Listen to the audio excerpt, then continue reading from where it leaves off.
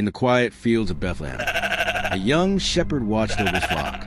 His name was David. He was the youngest of 8 sons, overlooked by many, but not forgotten by God. David spent his days alone, tending sheep, composing songs of worship, and defending the flock from lions and bears. Though he was far from the throne, he was close to God's heart. One day, God spoke to prophet Samuel, "Fill your horn with oil and go. I am sending you to Jesse of Bethlehem. I have chosen one of his sons to be king." Samuel obeyed, though he feared Saul, the current king. He said, "How can I go? If Saul hears about it, he will kill me." But the Lord replied, "Take a heifer with you and say, 'I have come to sacrifice to the Lord.'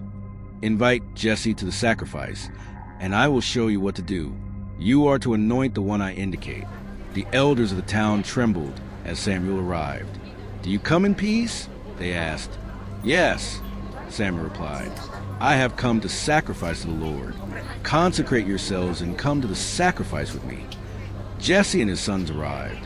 Samuel saw Eliab, the eldest, tall, strong, with a kingly appearance. "Surely this is the Lord's anointed," Samuel thought. But the Lord said, "Do not consider his appearance or his height, for I have rejected him." The Lord does not look at the things people look at. Man looks at the outward appearance, but the Lord looks at the heart.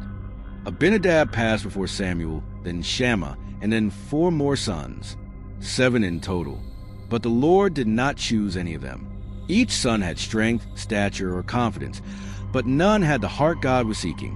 Samuel asked Jesse, "Are these all the sons you have?" Jesse replied, "There is still the youngest. He is tending the sheep." "Send for him," Samuel said. "We will not sit down until he arrives." As David entered, he was glowing with health and had a fine appearance. The Lord said, "Rise and anoint him. This is the one." Samuel took the horn of oil and anointed David in the presence of his brothers. Oil flowed down David's head, symbolizing God's Spirit resting upon him. From that day on, the Spirit of the Lord came powerfully upon David. Though he would return to the fields, something had changed. God had marked him. David returned to the pastures, playing songs of the Lord on his harp, praising God in the silence of the hills.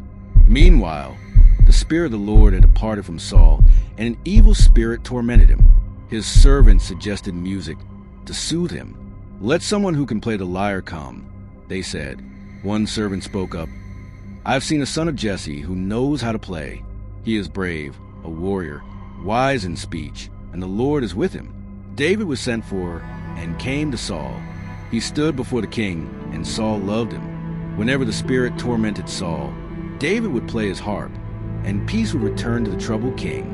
David, once forgotten shepherd, was now anointed king in waiting and favored by the very king he would one day replace. God had chosen a humble heart to lead his people, not a warrior first, but a worshiper. Sometimes, the world overlooks the very ones God has chosen. Remember, it's not about how you look. It's about who you are before God. If you were moved by this story, don't let it end here. Hit the like button, drop a comment to share your thoughts, and most importantly, subscribe to the Bible Reimagined. YouTube won't always show you our future videos unless you subscribe and turn on the notification bell. By subscribing, you'll join a growing community that brings powerful Bible stories to life, full of faith, drama, and inspiration for your daily walk. Don't miss the next episode. You were chosen to hear this story. Now choose to stay with us. Thank you for watching.